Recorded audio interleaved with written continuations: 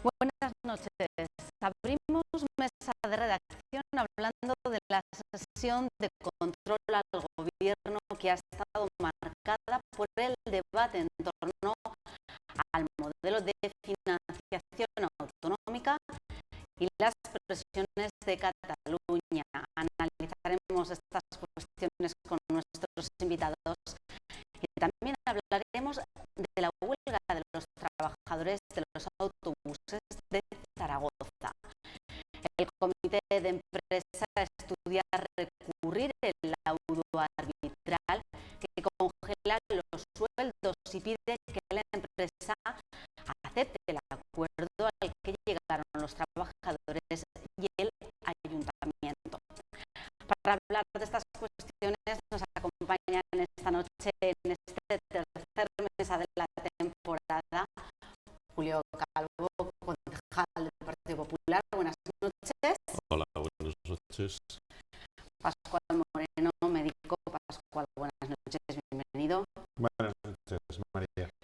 Y Marina Sevilla del PAR. Marina, buenas noches, bienvenida. Hola a todos.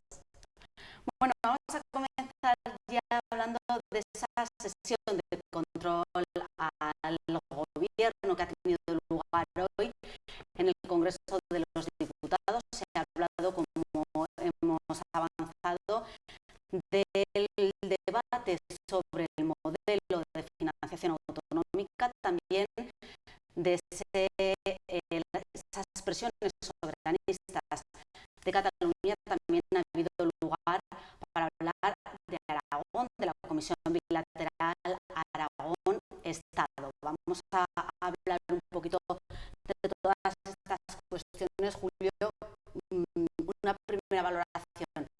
¿Cómo has visto esta sesión del Congreso? ¿Qué te parecen esas presiones por parte de Cataluña? En esta ocasión ha sido Duran y Lleida. Hombre, pues evidentemente las presiones me parecen inaceptables. El plantear el debate en términos de deslealtad del Estado hacia Cataluña, cuantificando además esa deslealtad, pues hombre, dice, creo que muy poco de los propósitos que animan el debate que se está suscitando por parte de Cataluña. Ya no sabemos realmente si se está tratando de un debate independentista o por el contrario se está tratando de poner precio a ese debate o a esas reivindicaciones. Es decir, renuncio a las reivindicaciones a cambio de los 9.000 y pico millones que teóricamente el Estado adeuda a Cataluña. Es de alguna manera repetir lo que hemos vivido a lo largo de estos últimos años, en que siempre todas las reivindicaciones soberanistas o de más competencias, etcétera, al final se han saldado siempre con transferencias, o han pretendido que se salden siempre con transferencias de dinero, transferencias de recursos financieros hacia Cataluña. Pero también que tienen un precio económico estas presiones de Cataluña, que con ese debate del modelo de financiación, si finalmente ese modelo es favorable a Cataluña, acabaría esta presión soberanista. Yo lo dudo. Yo creo que se ha entrado en una deriva en la que en Cataluña hay muchas personas que efectivamente podían hacer una lectura basada únicamente en ese pragmatismo económico que podía tener la permanencia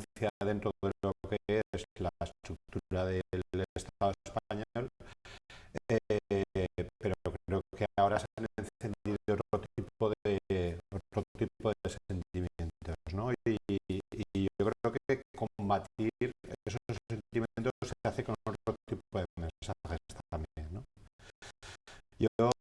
Yo sinceramente, igual que ayer me pareció indignante las declaraciones del consejero de Economía de Cataluña, de Francesc Homs, hablando de esa famosa factura de agravios pendientes, por cierto, con un rigor bastante escaso, cuando no la lee con un poco de detenimiento, y invito a los que nos están oyendo a analizarlo, porque reúne desde reivindicaciones vinculadas a la existencia del Museo del Prado de Madrid en vez de en Barcelona, hasta cuestiones que casi tienen que ver con los reyes católicos, mezcladas con otras cuestiones en las que hay una responsabilidad muy clara de la gestión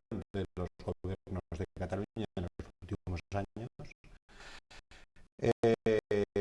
Bueno, pues igual que a mí esas declaraciones me parecen bastante bochornosas,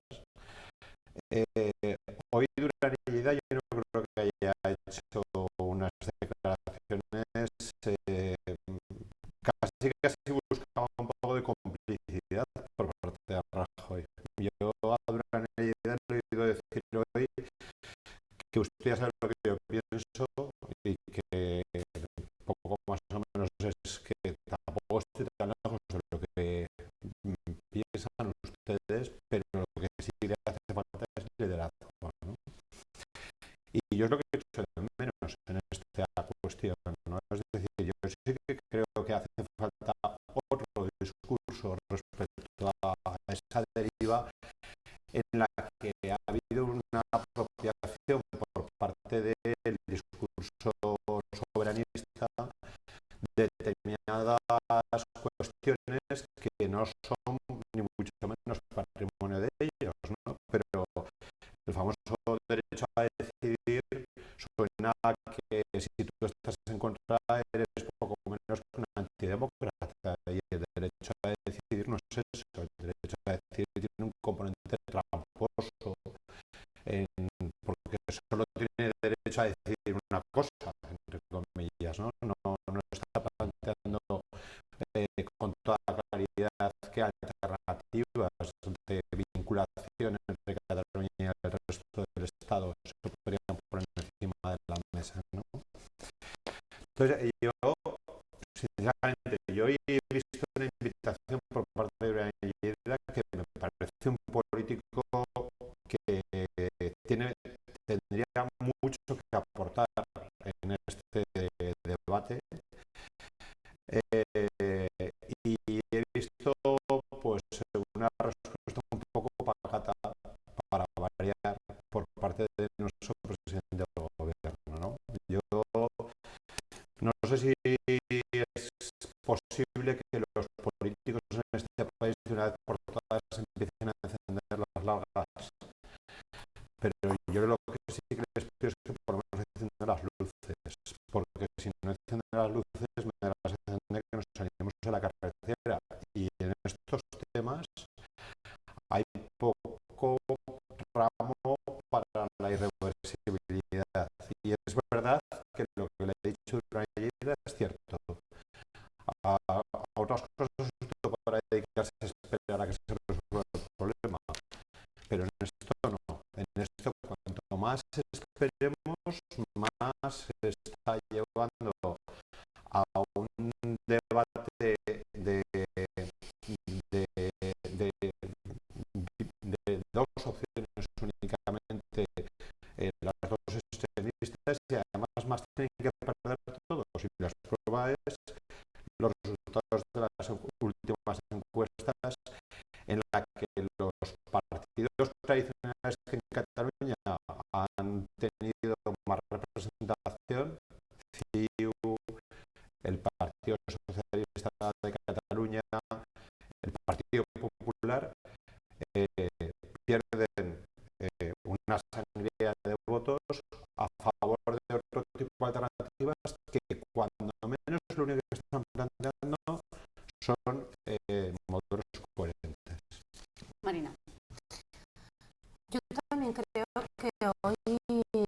posición de Duran y Lleida ha sido esa búsqueda de complicidad, de tender una mano para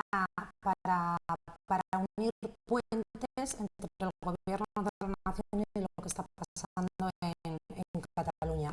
Y creo que cualquiera que oiga si en prensa escrita, pues puede verse, por ejemplo, que Duran y Lleida dice que puede haber una declaración unilateral de independencia en Cataluña. Lo cierto es que el contexto donde lo ha realizado ha sido con esa búsqueda de pedir a Mariano Rajoy que de manera efectiva lidere con contundencia pues un frente de poner las cosas en su sitio ante esta petición o esta especie de debate soberanista que existe. Yo creo que el principal problema que tenemos en junto con la crisis económica, es el problema más grave que tiene España. Problema, además, acrecentado probablemente porque los dos partidos mayoritarios, el PSOE y el Partido Popular, son incapaces de ponerse de acuerdo en el modelo de Estado que queremos para España. Y entre otras cuestiones son incapaces porque hasta en el seno de cada uno de esos partidos mayoritarios son incapaces de saber qué modelo quieren. Ahí tenemos el Partido Socialista, donde no es lo mismo el modelo de Estado que defiende Pere Navarro en Cataluña, con el que quiere Andalucía, o por ejemplo dentro del Partido Popular, donde los hay que son más recentralizadores y otros que son más autonomistas. Yo creo que el Partido Aragonés lo que defiende es que el modelo de Estado es el que existe en la Constitución española. La Constitución española es una Constitución absolutamente vigente. Todos formamos parte de este conjunto llamado España, y Cataluña es España de la misma manera que España es Cataluña. Y mientras haya un catalán que quiera ser español, ir hacia otras aventuras, supone un recorte de derechos. Parece, es muy llamativo cómo ver cotidianamente que en la valla de Melilla hay gente dispuesta a morir por entrar a formar parte de este Estado, y cómo hay gente que tiene pleno derecho a ser españoles y europeos que parece que quieren alejarse en este mundo global que necesita que estemos cada día más unidos. Creo que hay muchísimas razones para poner en valor todo lo que nos une, más que todo lo que nos separa, que es lo que pretende hacer Artur Mas y el equipo que defiende esto. Y yo creo que España necesita esa respuesta contundente, porque hay muchas cosas que nos unen. Cataluña ha formado España, ha contribuido notablemente a la formación de España en el marco de la Corona de Aragón, donde Cataluña tenía el liderazgo económico y, por qué no decirlo, y también político dentro de la Corona, y ha formado parte, junto con Castilla, a la configuración de España. Parece absolutamente ilógico que si uno pretenda llevar a Cataluña a un estado de hace 1000 años, cuando lo que lo que tenemos es cuando hay otras personas que se matarían por ser españoles, por tener una doble nacionalidad. Yo creo que es la hora de poner con contundencia estas cosas encima de la mesa, de potenciar entre todas las instituciones, universidades, patronal,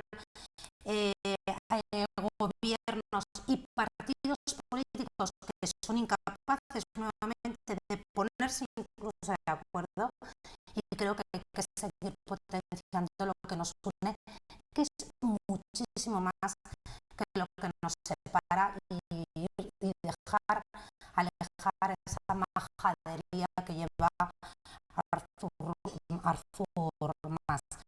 Por otra parte, no queremos dejar de evitar que, bueno, hoy se ha hablado también de Aragón ante una pregunta del socialista, del diputado socialista Guillén, que ha preguntado sobre el grado de cumplimiento y de funcionamiento de la Comisión Bilateral Aragón-Estado.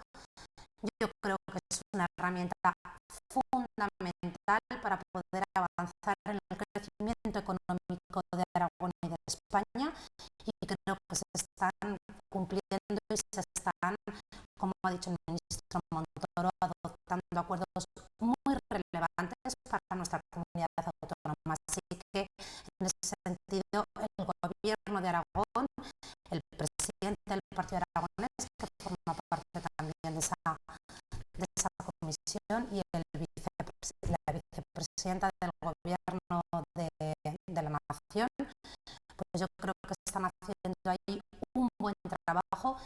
Yo creo que en Aragón es importante que nos dejemos de otro tipo de aventuras que defienden en la comunidad autónoma, y nosotros, que aquí nos ven los zaragozanos, hay que seguir trayendo dinero para Aragón y resolviendo problemas históricos. Habla Marina de esa comisión bilateral, de lo que ha dicho el diputado Vicente Guillén. En concreto, ha dicho que un tercio de las enmiendas aprobadas en la comisión bilateral Aragón-Estado, que tuvo por valor de 90 millones, no son ejecutables.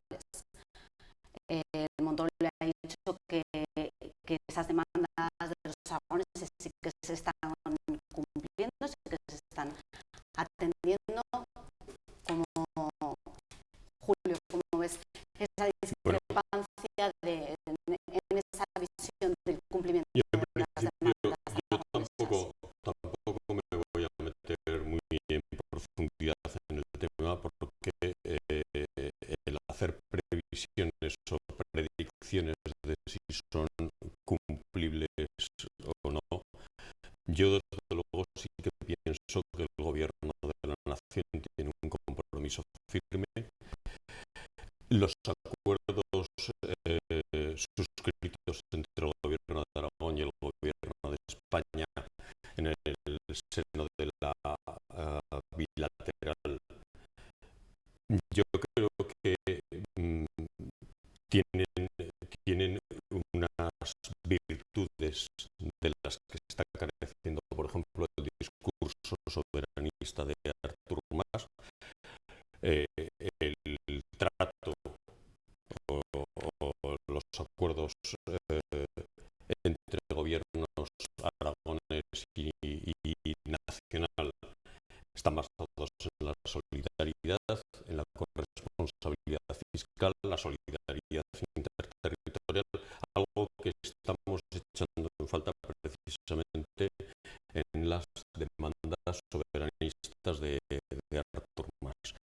Yo no tengo ninguna duda de que existe una firme voluntad de dar cumplimiento a los acuerdos suscritos, y en ese aspecto yo creo que podemos estar tranquilos. Desde luego, como digo, los acuerdos están marcados fundamentalmente por una responsabilidad mutua, por la lealtad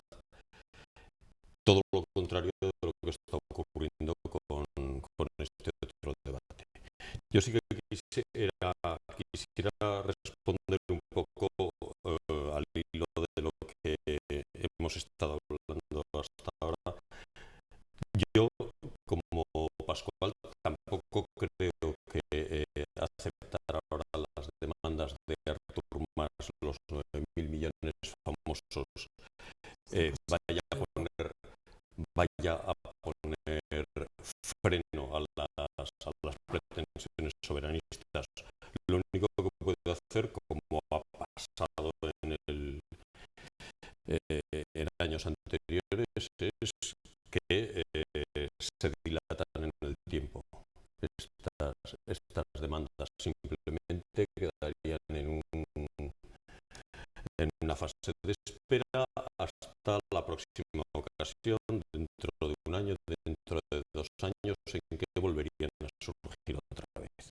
Pero podríamos hacer El todas memorial. las comunidades un listado también de Sí, este tipo. sí. El memorial de agravios se podría hacer, pero me Los parece. territorios. Sí, en todos los territorios. Hoy la ha hecho un diputado de Compromís, Sí, claro. presentando cifras, por lo visto, transferidas por el presidente de la Generalitat Valenciana, gobernada por el PP. Pero Y hablando de 13.000 millones de euros, porque aquí cada una además hace sí, es claro. como a ver quién la tiene más grande, hablando de plata, ¿no? Entonces yo sinceramente creo que lo que hay que hacer es un ejercicio y además serio de cuál tiene que ser el modelo de financiación de la deportivas de las comunidades autónomas en este país. Un modelo que tiene que tener 2 ingredientes. Uno, efectivamente, el de solidaridad interterritorial. Sin duda. Solidaridad que tiene que estar muy basada en que la financiación de los servicios públicos esté garantizada y sea equitativa entre todos los ciudadanos. Y eso significa hablar de educación, significa hablar de sanidad, significa hablar de servicios sociales. Y de lo demás se puede hablar de todo, porque es verdad que hay otros países donde el modelo, en Alemania, por ejemplo, hay un criterio por el cual las comunidades más ricas contribuyen de forma determinante a la solidaridad con el resto, pero mantienen el orden de riqueza entre términos de per cápita de sus habitantes, en términos de la riqueza que tiene cada una de las regiones federadas dentro de lo que es Alemania, ¿no? Entonces, yo creo que hay que generar un debate, yo creo, mucho más basado en datos, en criterios objetivos, en estudios de hacia dónde podemos ir. Y el otro ingrediente que para mí es fundamental y que no se da en las comunidades autónomas en estos momentos es la corresponsabilidad. Es decir, los impuestos no los cobra el Estado español y luego los reparte como si fuera una especie de rey mago que llega cada principio de año y le dice a cada uno lo que le toca. Los impuestos son contribución de cada uno de los ciudadanos de este país a una caja común, efectivamente, pero esa caja la recauda el Estado y el Estado está formado por el gobierno central, pero también por las comunidades autónomas. Entonces, hasta ahora ha sido muy cómodo que da la impresión de que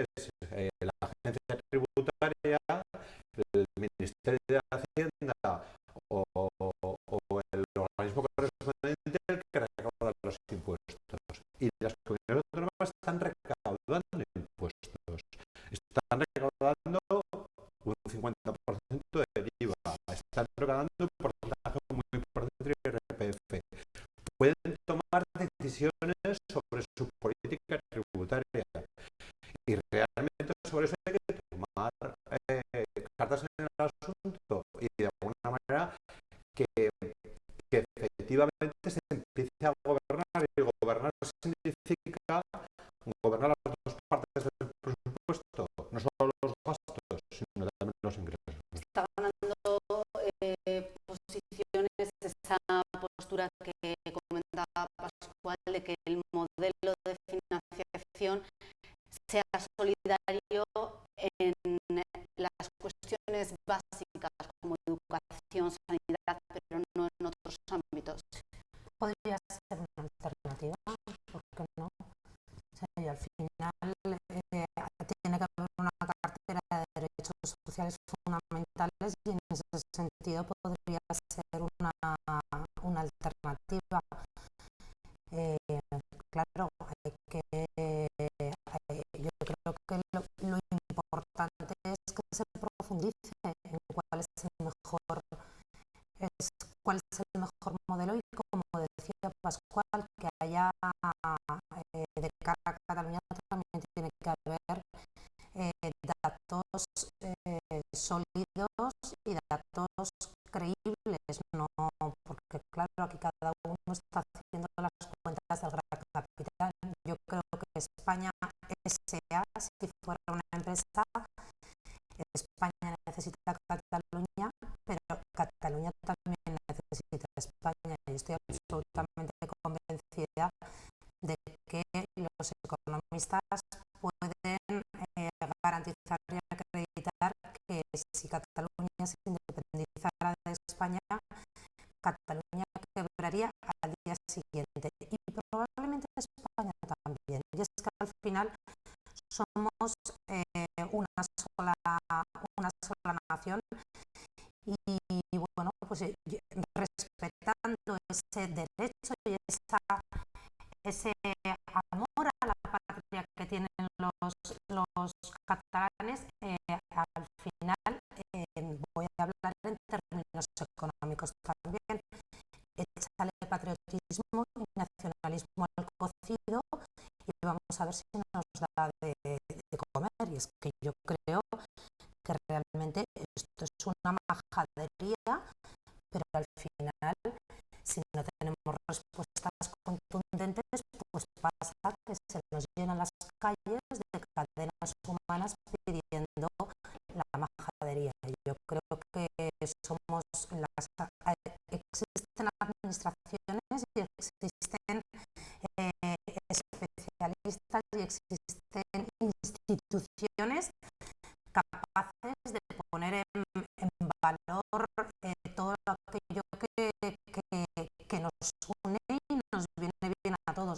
Y creo que desde luego el gobierno de la nación tenía que tener un liderazgo más contundente, porque hay estrategias que no funcionan. Bueno, si os parece, cambiamos de tema, vamos a hablar de un asunto más local, la huelga de los autobuses, de los trabajadores de los autobuses de Zaragoza. Continúa, los trabajadores agravarán todavía más los paros para el día 21 de este mes.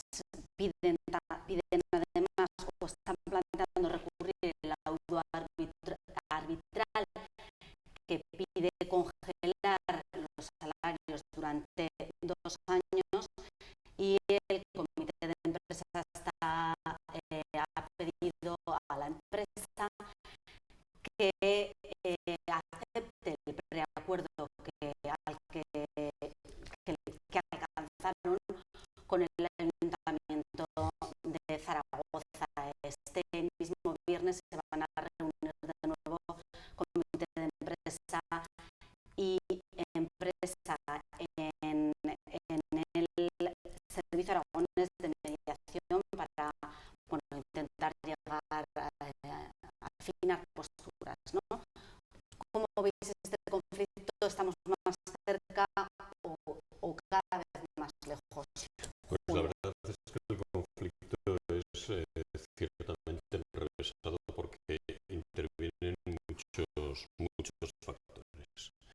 El primero de ellos seguramente ha sido la torpeza del ayuntamiento,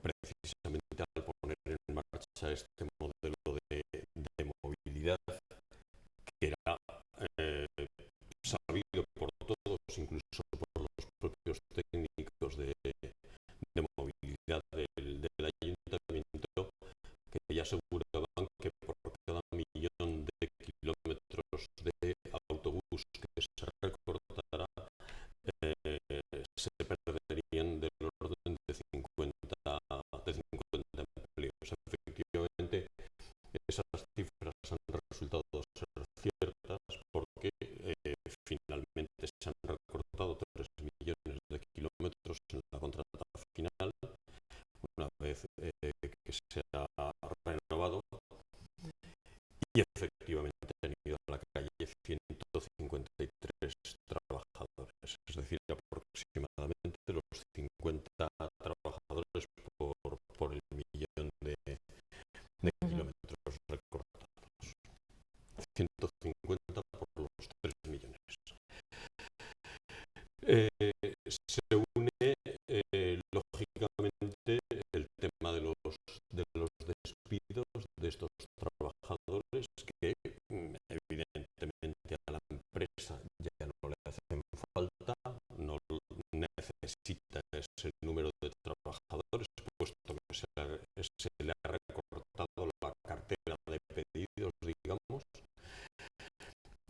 como consecuencia, entre otras cosas, de que el pliego de prescripciones técnicas, que podría haber asegurado la continuidad de todos los trabajadores, existen mecanismos legales contemplados en la ley de contratos que hubieran permitido al ayuntamiento forzar o asegurar la permanencia de todos los trabajadores y, sin embargo, esas condiciones no aparecen en el pliego de prescripciones, con lo cual la empresa está libre, digamos, para hacer lo que ha hecho. Y por otro lado está todas las pretensiones de la empresa, que son las que ha llevado, para las cuales ha solicitado el laudo, como eran el recorte salarial y la retirada de ciertos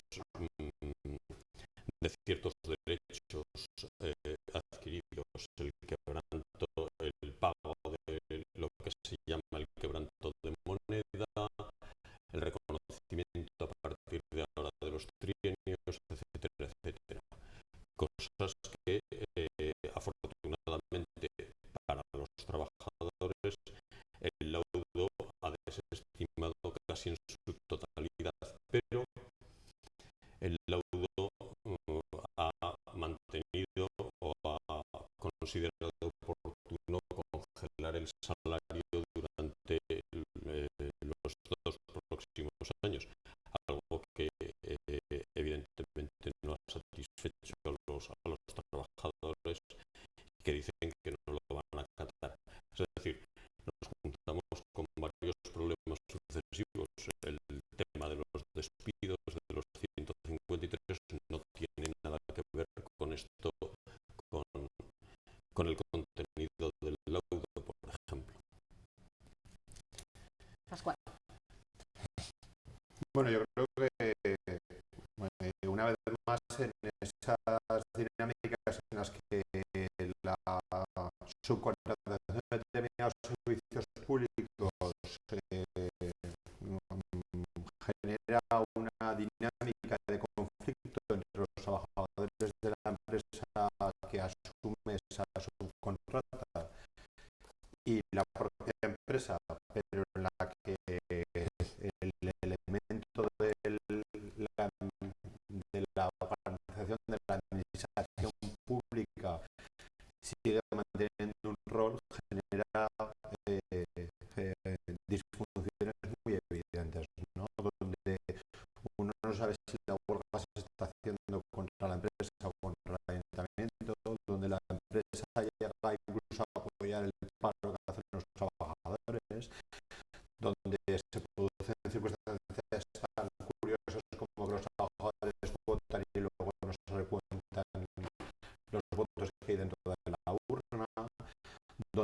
se pide un laudo y cuando se tiene el resultado del laudo se dice que es que no queremos que intervenga nadie de fuera. En fin, yo sinceramente he visto desde fuera esto es un poco esperpéntico, ¿no? Así de claro, ¿no?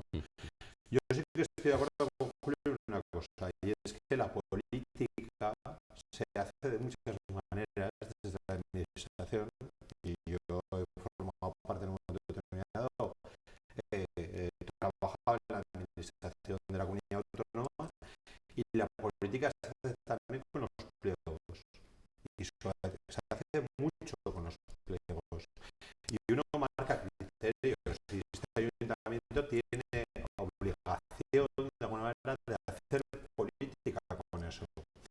Y el problema con el que se ha encontrado es que efectivamente había cuestiones, si el ayuntamiento ha decidido hacer un plan de movilidad diferente, en el que efectivamente se incorpora un elemento nuevo a la ciudad como es el tranvía, donde además eso significa que las decisiones que hay que tomar tienen que ver con una disminución de la capacidad económica del ayuntamiento y por lo tanto con los recortes que se están haciendo en otro tipo de ámbitos del ayuntamiento o de la propia comunidad autónoma, y lo estamos viendo en otros muchos ámbitos. Y donde con ese criterio se decide ahorrar una serie de millones de euros, que se convierte, por tanto, efectivamente, en una disminución de los kilómetros recorridos por los autobuses y, por tanto, a priori, en una merma de las necesidades de contratación de recursos humanos. Esto o lo traduces en cómo va a tener repercusión en la empresa que asuma la contrata, o efectivamente encontramos con que la empresa tiene las manos libres para aplicarlo. Y esa aplicación se puede hacer de muchas maneras. Se podía hacer con prejubilaciones, se podía hacer con ERES que afectaran a toda la plantilla, se podía hacer con periodos de tiempo en los cuales fueran solvibles a ese conjunto de personas que quedan fuera de la empresa. Pero lo puedes prever una vez publicado, una vez resuelto ese concurso, y una vez que hay una empresa que se ha adjudicado en las condiciones que tú has marcado, con el reglamento de juego que tú has querido, no digas no, pero es que ahora usted no puede coger el balón con la mano. Pues mire, esto es baloncesto. Y si no, habrá dicho jugar al fútbol. Entonces, yo creo que aquí el ayuntamiento, como en otras muchas cosas en las que está primando, y no solo en el ayuntamiento, desgraciadamente, sino también en otro tipo de concursos marcados desde la política autonómica o desde la política del gobierno central, en los que el único objetivo cortoplacista es ahorrar, y eso significa me quedaré con la oferta más barata, sea la calidad que sea del servicio que me vayan a dar y tenga el impacto que tenga, nos encontramos con el resultado que tenemos aquí. Marina. Completamente de acuerdo con los compañeros de mesa. Yo creo que el conflicto laboral existente con los autobuses urbanos de Zaragoza lo ha ocasionado el ayuntamiento, el equipo socialista y sus socios de gobierno, que pudieron prever este tema y evitarlo y condicionar que la empresa contratista pues no hubiera previsto esos despidos. Yo creo que se equivocaron, y hoy tenemos esto, que es de las cosas más visibles de las afecciones que ha causado el incorporar como eje principal de la movilidad en Zaragoza un nuevo elemento que es el tranvía y que, como saben, pues el Partido Aragonés siempre estuvo en contra de este tema. Hoy es una obra consolidada, no podemos negarlo, pero indudablemente pues se está visibilizando que ha ocasionado distintas afecciones. Los puestos de trabajo en la calle, también las afecciones gravísimas que tuvo sobre el comercio, algunos ya no se levantarán jamás. Se han eliminado líneas de autobús, se han incrementado los transbordos, el desplazamiento mayoritariamente es mucho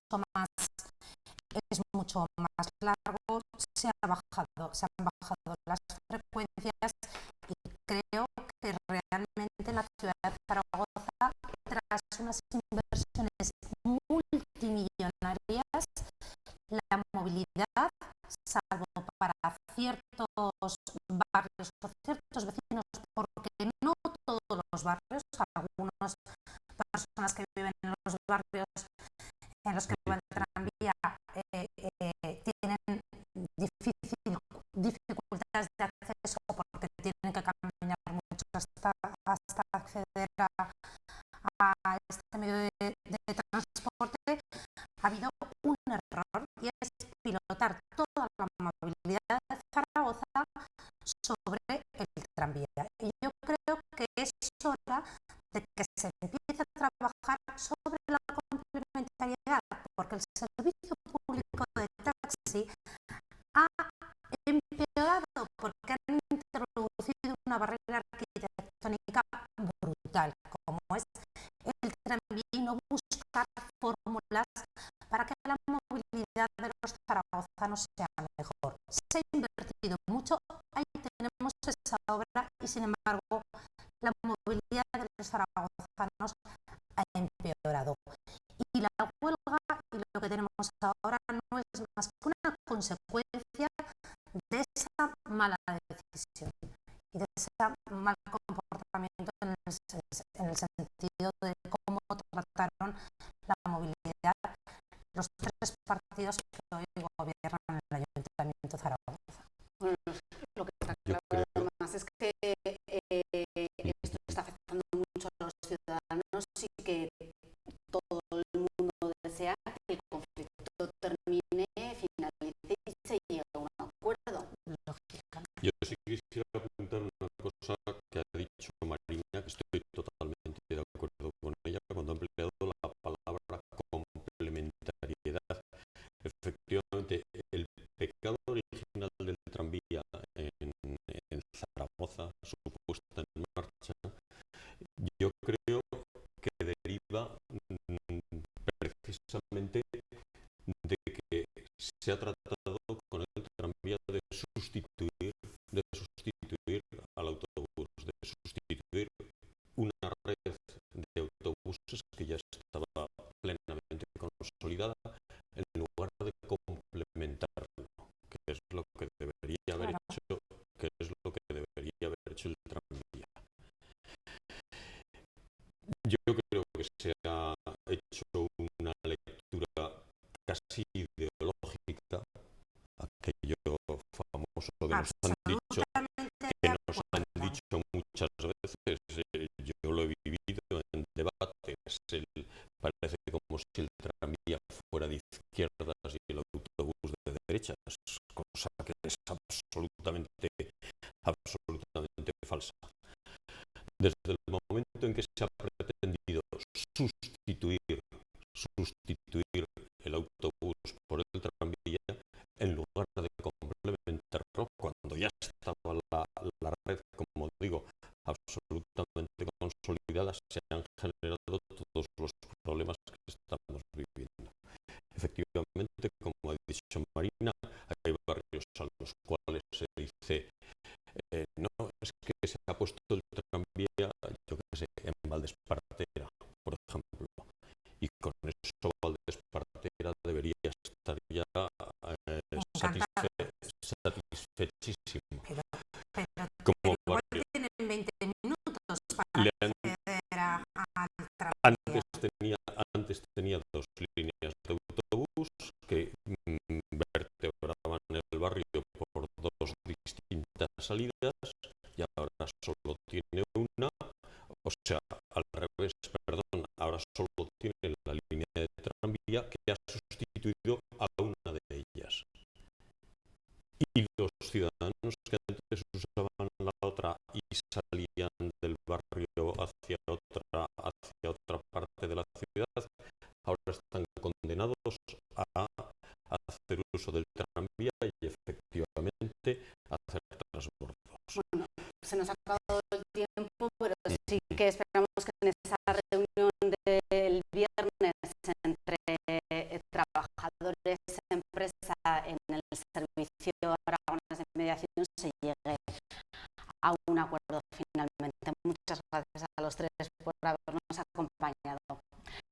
Nosotros nos vamos, les dejamos con el Conecta con la provincia. En esta ocasión nos vamos a Villanueva de Gállego y después Aragoneses, en el que Victoria Martínez va a entrevistar a Pilar Montoya, presidenta de la Asociación Aragonesa de Música y Danza Antigua. Buenas noches.